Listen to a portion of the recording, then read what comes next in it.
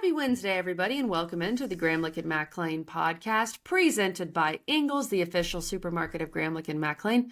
It is bowl season, and this is episode 2 of our initial thoughts on these bowl games. Episode 1, if you missed it, go check it out, go find it.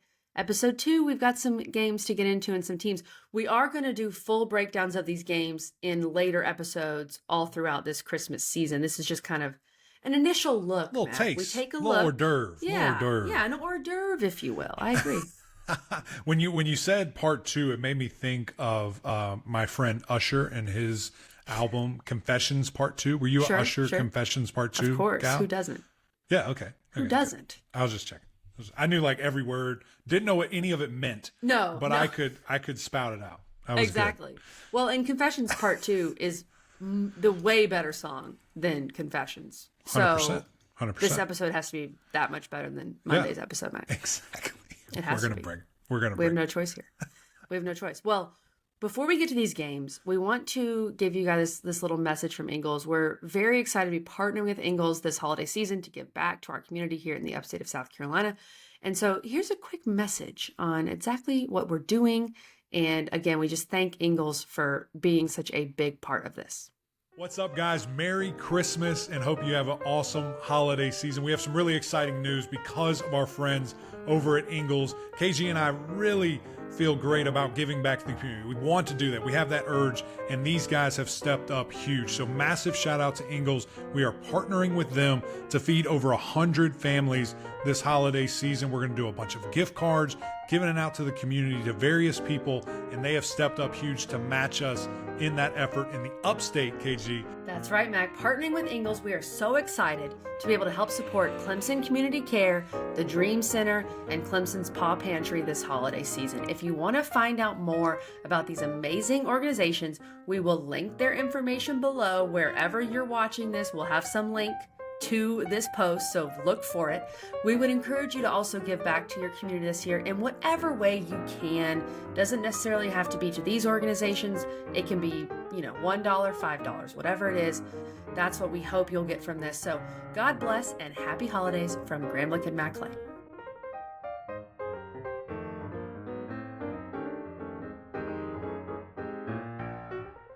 Okay, Mac, let's get into these games. Let's start with the Tigers, the Tax Slayer Gator Bowl.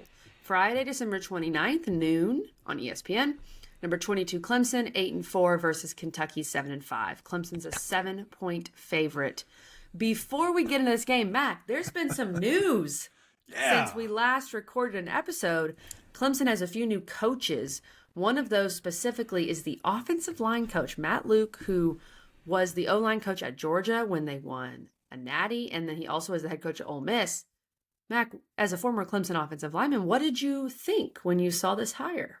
Yeah, I do want to start by saying that, my heart hurts for Thomas Austin. And, he was a guy that taught me so much. He came in as a GA my senior year, really learned a lot. And, I'm excited for whatever's next for him, and very young coach.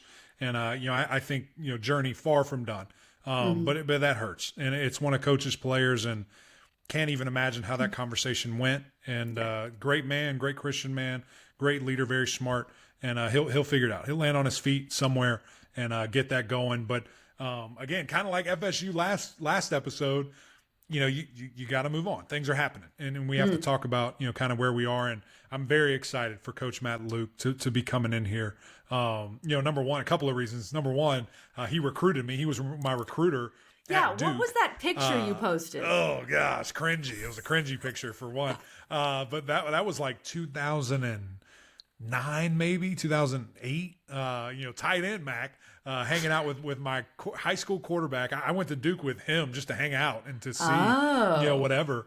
And Coach Luke was my recruiter, and we actually developed a pretty good relationship, which was fun. And a great man and super smart guy. So I'm excited, and all the history. I mean, having been a head coach, played the position at a very high level, went back and coached at his alma mater, coached at Georgia, and obviously won a natty there, been to the highest of the high. Now he's a Clemson Tiger, and kind of a full circle moment for me. Obviously kind of the personal thing I just shared there, but a guy that has a ton of experience and a lot of different, just kind of things. And this is, it is fascinating. I did this interview with Grace Rayner, one of our great friends, KG, and it was about Clemson. And I don't think she got the story out. I'm sure it's coming.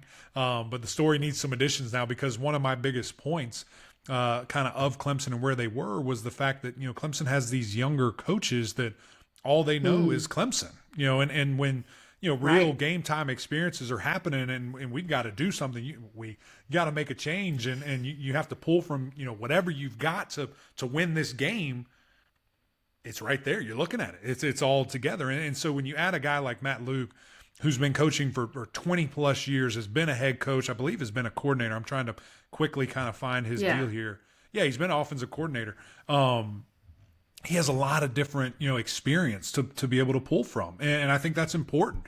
He has proven first round draft picks. He's worked with a ton of different guys. And so I think if you're a Clemson fan, you're excited, you're jacked up about this news. And so, it's a big, warm welcome and, excited to see how he can continue to take the position that I played for, the university I played for, to another level, and maybe a level that it hasn't been. When you talk about, NFL talent and picks and first round picks, whatever, it's going to be exciting to see what he can do, along with Coach Chris Rump. He was there when I was being recruited. He was not there by the time I got playing. But obviously the Clemson ties run deep there. I remember, Chris Rump, the second or junior, whatever he is, that played at Duke, was a great player. A little kid, running around, just seeing him there with the Davis twins and all those crazy things. So he's coming back home, which is amazing. I think the best defensive line coaching tandem in the country now with Nick Eason and him. So it's going to be fun. Excited for both of those guys to be at Clemson. And Mac, would you say, before we get to the game, because I know Clemson fans are so excited about the Matt Luke hire, this is just my humble opinion, okay, from what we've seen from the O-line, because so much more than me. But when I think about specifically you and your class, I mean, you mentioned you were a tight end. Like, you were developed into an all-ACC offensive lineman. And Clemson has recruited better in the last, let's say, 5 to 7 years since the first natty at O-line. But has the development been there? When you've brought in some of these really highly rated offensive linemen, some have developed really well. You look at a John Simpson or something like that, but some haven't. Is that what you think Matt Luke can do? Because, of course, recruiting is the lifeblood of any program. He has to recruit well. But is the development part what's been missing on the O-line? It is interesting because I do think, number one, a couple of things. I think it's the hardest position to evaluate from this perspective in the media. Because, number one, a lot of people don't know what the heck they're talking about, and quite frankly, don't know what they're looking for. Sure. I've learned a good bit from you, Mac. That's right. But it's hard, right? It's so different from anything. You don't know what you're looking at, and you don't know, okay, that guy lost, but why did he lose, and how did he lose, and was there a reason beyond what we know and see that guy got whipped? And then, you don't know the protections. So we see a free blitzer come right between the left guard and the left tackle, and we're like, that offensive line sucks. And you blame the O-line. Well, guess what? That was the running back's fault. Or guess what? That was the quarterback's guy that he identified as the hot, and he didn't look at him. He didn't throw. So I'll say that. It's very hard to critique and to understand if you did not play or did not coach or weren't around, student, whatever. It's very hard to understand. Number two, you can even look at the NFL right now. Like, we're dealing with a little bit of a epidemic, whatever you want to call it, where there's not a ton of great talent. Wow. Like, it's hard. It's hard. Everybody wants to be a skill player. Okay. Nobody wants to be an offensive lineman. And so just the development there from a holistic, I mean, this is not a Clemson problem. This is a football problem. It has not occurred at the rate that maybe you would expect. So, I don't know because again, obviously I'm not throwing Coach Caldwell under the bus, and same thing for Thomas Austin. I do think those guys were great at what they did, but I don't know the other factors. I don't know, was it recruiting where, did Clemson miss a couple of places? I don't know. Is it just the experience? You have to make a change. Same thing with Brandon Streeter a year ago. You have to make a change to be at the level that you want. So it's hard to answer that, KG, without straight up asking Coach Dabo Swinney that. Sure. I don't know the answer there. I think that's fair. Are you telling me that we have an epidemic with O linemen, and my son, who's in the 90th percentile of every statistic, should be a left tackle? He can be the saving grace. He can be it. Look, he left can be the tackles shining get paid. hope. They get paid. Also, so do baseball players. $700 million contract for 10 years. True. And less concussions, ideally. I do want to say this, though, before we move on quickly. Way less concussions. I think this may be a scorching hot take, but I don't think it really is. I think Matt Luke is the biggest hire, second to Coach Venables, that Dabo has ever made, Coach Swinney's ever made. Sure. And I don't know if it's kind of those two in a gap, I think. What about Garrett Riley? Not yet. We'll see. Maybe this was, it was definitely a splash. Yeah. But I think this is going to be one of those where it's like, this is a historical kind of point to remember this happening. Because Venables wasn't that splashy at the time. No, but you saw what it did. A Garrett Riley. You saw what it did. Yeah, we know what he did. Okay, Mac, 19 straight bowl games for Clemson. Clemson's opt-out so far. Bo Collins, he's actually going to Notre Dame. Andrew Makuba, he's transferring. Jeremiah Trotter to the NFL. Nate Wiggins to the NFL. I haven't seen many big Kentucky opt-outs. Of course, if Ray Davis, for some reason, opts out, that would be a massive problem. But from what I've seen, he's going to play. He's the guy for Kentucky. 1,000 yards, 13 touchdowns. Slowing him down is the big key for Clemson. And then on the flip side, Mac, who does Cade throw the ball to? Who's out there? Who's not hurt or opting out? Tyler Brown, and then ... So I think that's my big question. The two of them. Yeah, just give them 30 targets the entire game there. Troy Salato, maybe he comes back or is ready to go. But yeah, it's interesting. Ruger Rororo not playing for Clemson, deciding to go to the NFL. Haven't heard from Tyler Davis quite yet. So that'll be interesting to see if he plays. Nobody knows what Ship's going to do, and the only reason we bring that up is because he walked down the hill on Senior Day, and signifying that this could be his last home game. So we'll see, and that'll be interesting. Kind of a trend you will find throughout the last episode and continuing again here is there's a lot that we don't know about these games. So we're giving you kind of baseline thoughts and interesting things here. Clemson favored by a touchdown. Again, all the momentum I mentioned last episode. I think Georgia Tech, Virginia Tech, and Clemson have kind of the most to gain in regards to these 15 practices and who they are as a team, who they're going to be as a team in this next coming year. For Cade Klubnik, you mentioned who's he going to throw to. For me, KG, it's his continued development. I don't care who he's throwing to. He needs to continue to, be able to read those defenses, really hone in mentally, have this plan, man. Go out in this game, which you have 15 practices, 30 days, a month since the last time you played. And let's see some growth. Let's look like a confident guy who, is wrapped up and really has some, things going forward in the future here that uses his legs. I mean, we saw that in the South Carolina game, better and more efficient than he was the entire year, it felt like. And then, being on the same page with those guys, whoever it is, as you mentioned, I think Tyler Brown certainly needs to be the mainstay of getting him the ball and finding that. And of course, Brenningstool as well.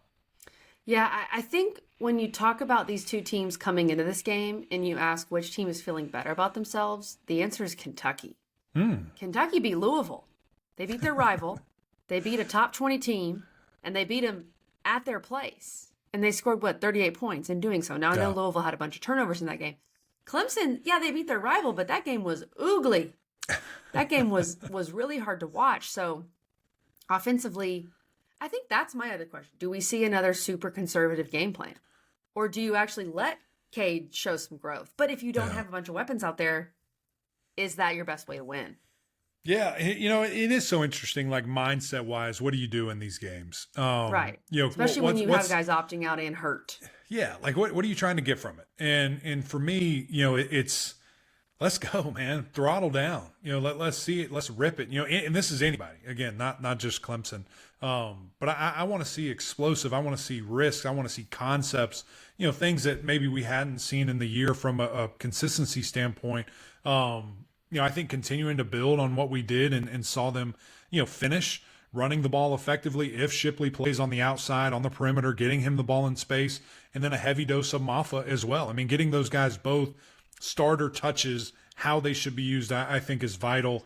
And then to see a continuing defense that's growing, flourishing, and really showing a strength of these young players. And, with those opt-outs that you just mentioned, it's going to be a really good snapshot of next year. Yeah. Barrett Carter announcing that he's coming back. He's going to be the guy there with Woodaz. And just see, okay, this is what this Clemson defense is going to be next year. I think is exciting and promising for Clemson fans. Last question on Clemson. We'll get to the rest of these games. Mac, if you are Will no, that's not fair because you are you and you will play. If you are Will Shipley's dad, are you telling him to play? In the Gator Bowl? I'm never going to be afraid of injury, right? Because you're playing the most violent sport there is. It's common sense. If I was worried about that, I'd be worried about that against South Carolina. I'd be worried about that before. Yeah. You can't ever play scared. And again, a guy that isn't a top 5 lock, it's a little bit different of a business decision, I think. Then it's just, hey, this is the last time you're ever going to put on that helmet. And, I would just propose that to my son and say, hey, what do you want to do? We'll support you wholeheartedly. Now, I'd love to see him play, and I'd love to like the uncertainty of it. Like, I would love for it to be kind of defined of this is it. Like, I'm going, but I'm playing. And again, everything that he's done for Clemson, Shipley specifically, I mean, I could not imagine where Clemson would be these last years without him, honestly. The games that he has won, the leader that he has been for this university, the representative, the NIL space and the way that he's using that with the Lain Hospital in Charlotte, Children's Hospital. He's the total package. He's what you want, for sure. In that. And it'd be nice to see an exclamation point, a defined, kind of ending point, if you will, if that case is in this bowl game. Here's what I would say. And I know you disagree here because running backs have such a short shelf life. Yeah. Say that 5 times fast. But Garrett Riley, year 2, much more time to develop kind of a new-ish looking scheme, you'd hope. Yeah. Matt Luke coming in. Yep, right. Cade with another year of experience. Maffa's still there to be the 1-2 punch. We'll see what they get in the portal. Maybe Shipley's waiting on that. I don't know. But also, I know Shipley's not ETN. Don't hear me. Don't hear what I'm not saying. But ETN became a first-round pick because he came back. So there's a blueprint. Yeah. There's a blueprint there at Clemson. And, I mean, he hasn't announced anything. Maybe he'll announce right. Tuesday and this episode comes out Wednesday. That's probably what's going to happen. Of course. But I think he really should consider staying. Yeah. Well, and I think it's, what do you want to do? It's an interesting thing. And, I know we're spending a lot of time here, but I think this is important. I think a lot of our listeners care. With Will Shipley, you have to look yourself in the mirror, sit down with your parents, pray about it, wherever you find the most peace and say, who and what do I want to be? Do I want to be one of the most decorated Clemson players ever? Do I want to be a guy that has untouchable stats and that is one of the most legendary dudes to ever wear the paw? Then you come back. Do I want to be an NFL player? And that's really important to me. And that's the most important thing to me. You probably should leave. I just don't know if the ceiling is much higher than it's going to be. I don't know. Didn't people say that about ETN? I don't think so. He wasn't a first round pick. Well, here's the deal. I think when you, and again, first round pick is very hard. I mean, that was kind of a miracle that he snuck in there. In the back of that first round. Took a risk, we know. Yeah, but it worked out. He's playing great. But I just think okay, he said if he does this, he can become that. Catch the football, be a wide receiver, be a pass catcher. What is it for Ship? What can he possibly show that you say, dadgummit, that's it? I don't think I think he's demonstrated everything in college. I think that he is where he is. And again, it just comes down to, do you want to be one of the best ever, at that university, or is it more important to go to the NFL and have that extra year, that potential whatever, on your career there? I think that's the decision, what it comes down to. I honestly don't think transferring's in the cards. I don't think that's a thing. I don't think so either. But maybe, who knows? I'm not shocked by anything in this world. In this world. Okay, Mac, we have 4 more games to get to, so let's do it. The DirecTV Holiday Bowl, Wednesday, December 27th, 8 p.m. on Fox. Number 15, Louisville, 10-3 versus Southern Cal. Yeah, they're on Fox. How'd they get Southern in? Cal. I thought we had all of them. Where'd they come from? No, the Holiday Bowl, and then there's got to be another one or That's something. the one. There you go. But Southern Cal's 7-5.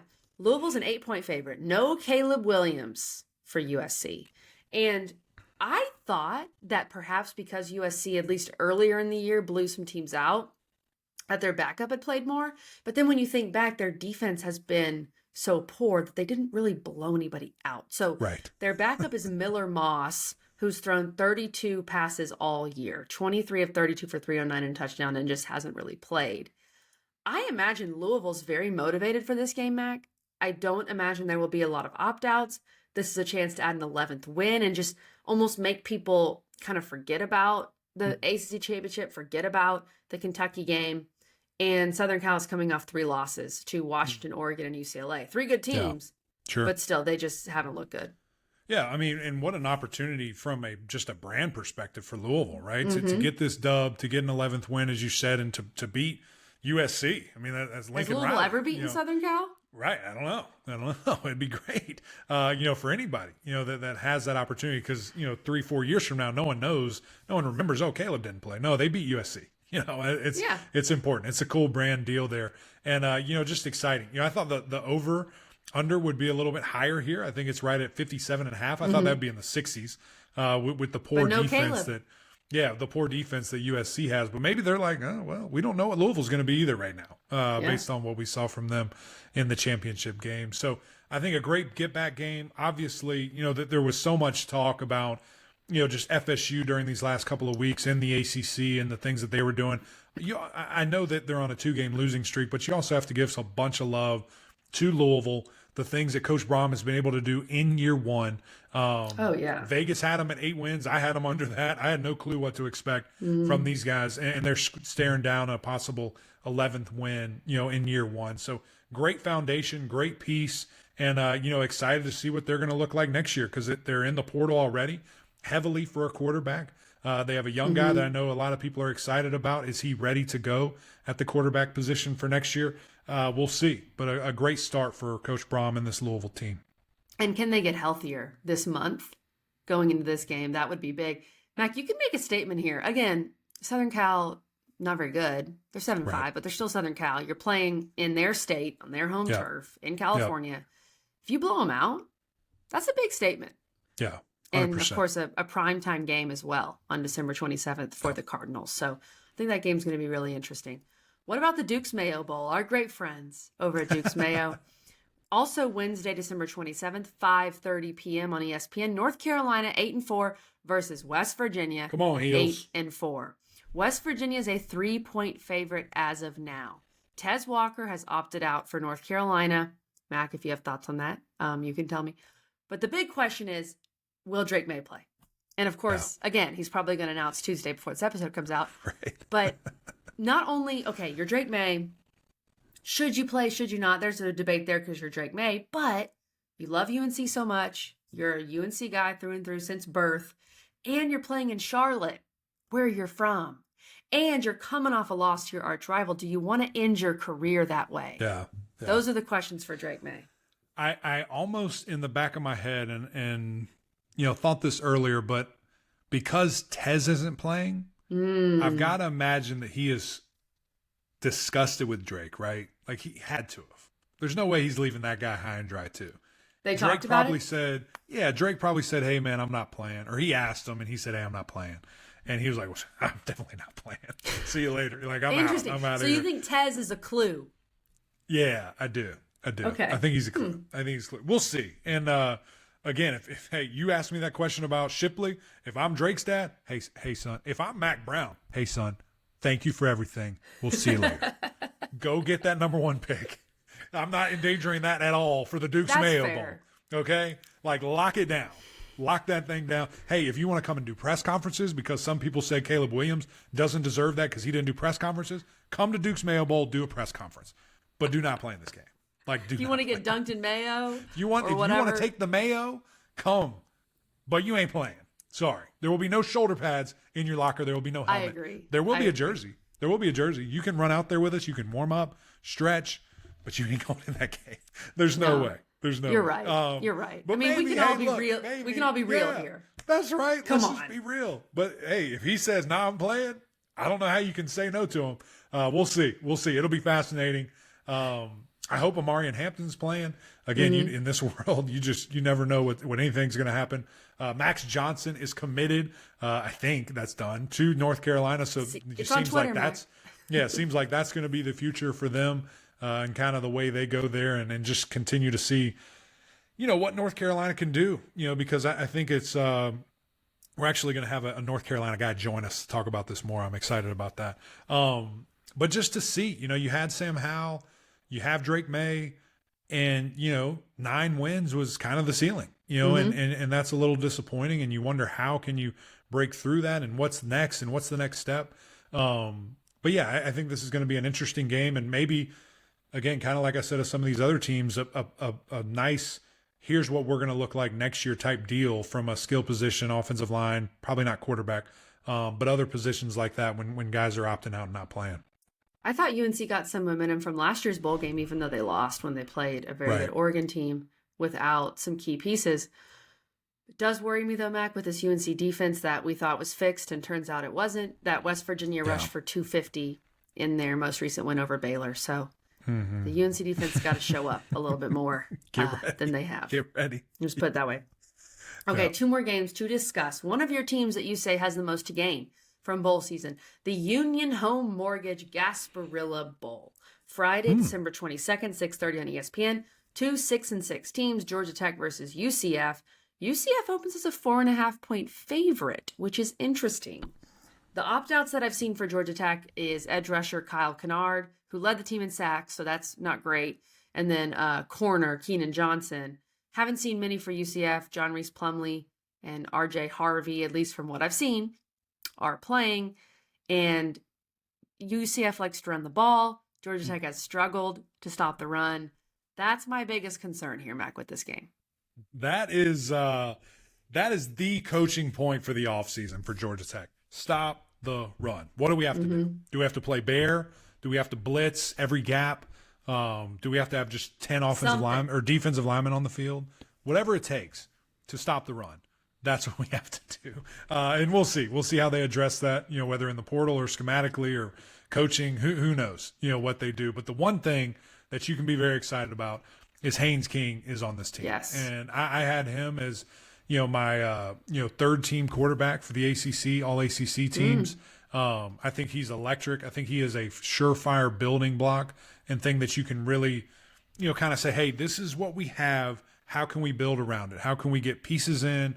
Because this is free agency now, and you can change things very quickly with what you add, what you bring in, and I think there's some excitement there. So continue to see development, continue to see this team make growth and take strides. Love what Coach Key has been able to do and totally feel like he's a guy that's right there with this team that can take another step. But it's just that schedule, man. It's always difficult with who they play and when they play. So it'll be interesting to see how do they grow in this bowl season. Do we see, a nice snapshot of what they will look like in 2024? 2023. What year is it? 2024? I don't know. What year is it? 24, almost 2024, which is crazy. You bring up Haynes King. I wanted to get this stat in, Mac, from our guy Jake. In his first season with GT after transferring from A&M, Haynes King has accounted for 26 passing touchdowns and 9 rushing touchdowns this season. If he rushes for a touchdown against UCF, he could become just the 5th FBS player this year with 25 passing touchdowns and 10 rushing touchdowns. Let's joining, do you want to guess them? How many is it? There are 4 other quarterbacks in the FBS. ACC only? No, FBS. Oh, this year? FBS this year? Yeah, all of FBS. Oh, man. What were the numbers again? Here's the hint. 2 guys have already opted out of their bowl games. 25 passing touchdowns, 10 rushing touchdowns. Okay. Jaden Daniels? Correct. Heisman. Did he opt out? He's not playing? That's No, not him. Good. Not that I've seen. The team we just talked about. If you just told me. It'll be Caleb quicker Williams. If you tell me. Okay. Caleb Williams. Caden Salter, Liberty, and then Dylan Gabriel, Oklahoma. There you go. Those are the guys. That's a Oregon. legit You meant list. Oregon quarterback. He's already. I can't believe moved Dylan on. Gabriel still has eligibility. How long are these guys going to play? Go sell insurance. He's been around forever. Speaking of UCF, he was at UCF. He is just making his way across the country, Oregon Trail style. UCF, to Oklahoma Oregon to Oregon. Trail. The final stop on the Oregon Trail. Okay, our last bowl here, Mac, is the 76 Birmingham Bowl. Shout out. Cole Kublik. Let's go. Yeah, Saturday, December 23rd, noon on ABC. Is that Yeah. The Birmingham Bowl's on it's ABC? on ABC. I called the Birmingham Bowl. It was on like ESPN Plus, ESPN 8 The Ocho. This one's on ABC. I got robbed, obviously. How did the Birmingham Bowl get on ABC? Cole Kublik made a call and said, get this on ABC. Well, the whole country is in for a treat with 7-5 Duke versus 11-2 Troy. Ooh. Troy is a 7.5-point favorite. Mac, if you're a Duke fan, just kind of maybe turn take this out the one off. earbuds. Just turn it off. I'm worried about Duke, mainly because the opt-outs. First of all, Mike Elko, opt-out. Riley Leonard, probably going to Notre Dame, of course. Jordan Waters, opting out. R.J. Oben, Anais Peoples, so many other guys. Jalen Stinson, safety, opted out. Like, who's even left? Now, here's the thing. Troy's head coach also has taken the Tulane job, so he's out. So both these head coaches have opted out. So, I mean, what the heck are we going to see? Troy has a really good defense. And here is the stat I love about Troy. This is wild. Troy is 18-1 outright, so they win, as a betting favorite over the last 2 seasons. Wow. And they are favored by 7.5 points. Take that to the bank. I like that. What's Yikes. the over-under? 40? 43? 43.5? It's going to be an ugly game. Ugly game. ABC, shout out to Cole for getting that game. ABC. It's going to be brutal. It's going to be a brutal game. Why don't we just do like a skills challenge, like 7-on-7, bench press? Yeah. Like, let's don't play. Like, nobody's playing. So many opt-outs. Like, let's just do fun things. I don't know. We'll see. The most important news about this game is Manny Diaz is back in the ACC, hired by Duke. David Feely, the freaking strength coach phenom, is not going to Texas. He's staying at Duke. That is massive news for that university. And listen, here's the deal. You got to jump in the portal quick. Okay, we got to get guys, got to bring them in, say, hey, this is what we're doing at Duke. Yeah. We're going to continue to build on this. Now, Manny has quite an uphill battle here because 9 wins, year one. Coach Elko, great things there. But he didn't bring in Riley Leonard, okay? That's from Cutcliffe, all right? That's his era. Those guys, he won with those players, which I think that's important to kind of point out there. So we'll see. This roster obviously is in a good spot. We'll see how good of a spot with how many people leave. But I'm very excited that Coach Manny Diaz is back. And, excited to welcome him with open arms back to the network and into the conference, and excited. Nina King, 2 great hires, back to back for her and what she's been able to do. Shout out Nina King, too, for getting that hire done quickly, because you have to. With the portal, you mentioned it. You have to do that. And Syracuse got their hire done very quickly. You have no choice. I mean, I think now, back in the day, Mac, you had a list, right? Right. Nowadays, it's like you already have those numbers on that list programmed into your phone. Right. You got to be ready. Isn't that crazy? It's sad, but that's where we are. That's where we are. Different world. Always have a plan. Guys, that's it. 10,000-foot preview, maybe 30,000 feet, actually. We were pretty high talking about these games, going through and not giving you a bunch of information. We'll dive in further, I promise. So stick with us. We're going to have... Can everyone who's opting out please just speak now? That's right. Or forever hold if we want all hands on the table, we don't want to waste the time. I'm not going to tell you all about this player that's playing and then he doesn't play, okay? So we're extending this out. We're going as late as we can with these games. We're going to have some great guests on. We're very excited about that. We're going to have some crossover. If you guys know some of our friends, we're going to have a little Fun Belt ACC crossover, which we just talked about it. Don't feel good about it. So I can't wait for them. They can have their moment, talk trash to us. Can we opt out? Yeah, right. Actually, we're opting out of that episode. We're not going to do that episode. That's awesome. That's brilliant. But appreciate you guys tuning in. Much more to come down the pipeline, and excited to kind of put a bow on this, bowl season here and get it going this regular season as well. But appreciate you guys tuning in. Need you to go over to YouTube, subscribe, jump onto this channel. We have too much fun. And of course, jump in the comments. It's always fun to see you guys, what you're talking about, your feelings, what you like, what you don't like, especially with the ACC and the things we have going on here. And of course, the OGs over on Apple Podcasts. Rate, review, subscribe. We would greatly appreciate that as well. But until next time, we'll see y'all.